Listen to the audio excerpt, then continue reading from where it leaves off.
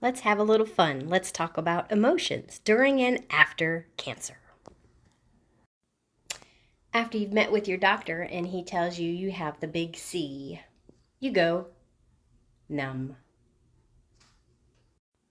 This is what I was supposed to look like while taking my FOLFOX 6.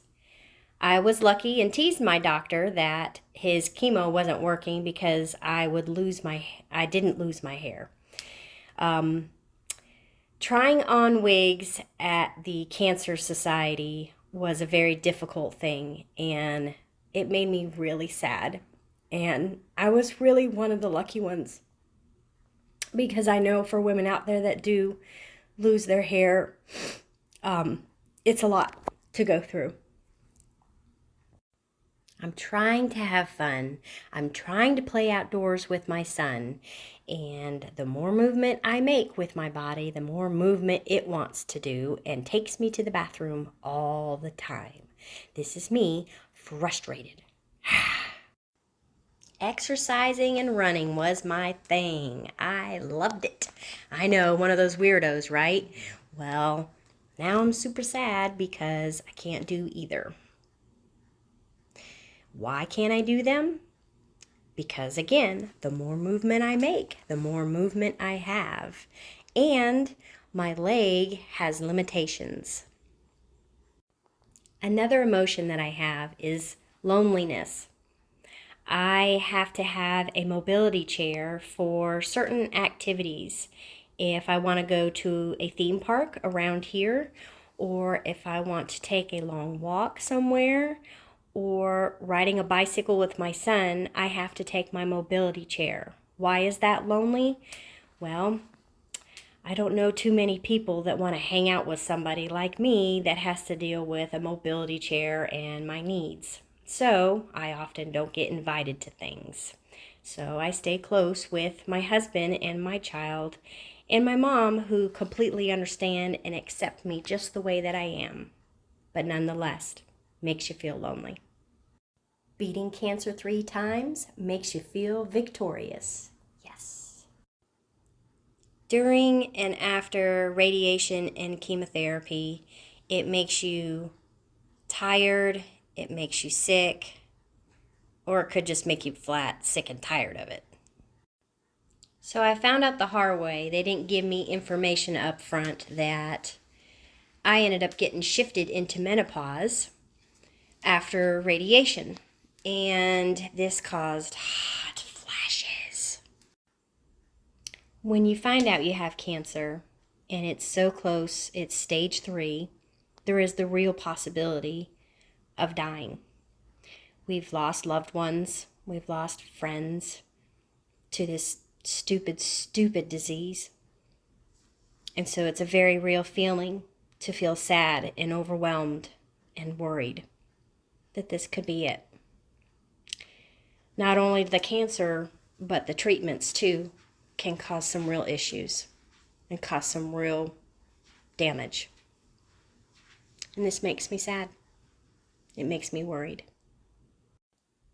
Having diagnosed stage 3 rectal cancer with a 5-month-old, it was very difficult for me to put him to bed. You would think it's a simple task, but having to pick up or lay down a sleeping baby inside a crib can be pretty difficult when you have an ileostomy bag or have your port, you're a little bit more weaker on one side. So this always made me sad because I missed out on a lot of those moments.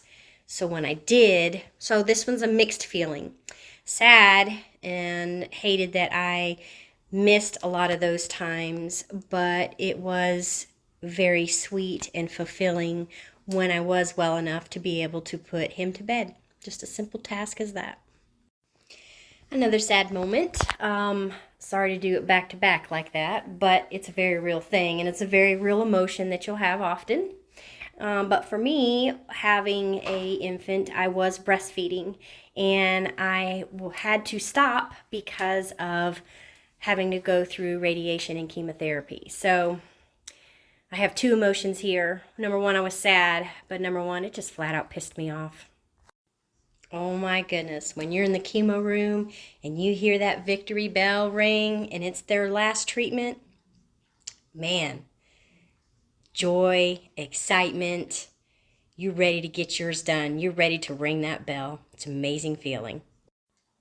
I want to say my most passionate moment of anger and rage, I'm pretty sure I screamed, was a week after having my ileostomy. I named her Lily. They recommend to name your stoma. And I pretty much screamed and threw a fit after a week because I was pissed. This was frustrating and pure rage. While I'm on the subject of Lily, once I was somewhat comfortable of going out in public with her, you reach a point that you just don't care what people think. And it is what it is. But before I got to that point, I was very self-conscious and I was embarrassed. Perfectly natural to feel this way. It was, oh, everybody's looking at me. Everybody knows I have one. And eventually you do get over that. So, yeah. Your support group will make you feel amazing. Please make sure you have one. Don't push them away. They are so important to your healing process. It made me feel so much love. The prayers, the responses, the encouraging texts and phone calls, the visits. Oh my gosh, your support group makes you feel the love. Make sure you keep them close to you. My last emotion I would want to leave on a positive note would be the love and patience that my husband has had through all of this. I couldn't have asked for better. If you have a spouse that is going through this, or you are the person going through this and have a spouse, don't push away. Lean in towards them. They're your rock. I've been super blessed to this day. My husband has been very patient, more than I could ever thank him for. So, build that foundation together. And I love you. And thank you everyone for listening. Okay, sorry, I had to stop. Had to collect myself. Anyways, while I'm on the I Love You page, I love you all. Thank you so much for following me and watching my videos. I encourage comments. I encourage questions. You're going to have lots of emotions. There's going to be an emotional roller coaster in your life. But you'll get through it. And you'll survive. And you'll have a story to tell. And be able to share your story with others. And maybe you can help them.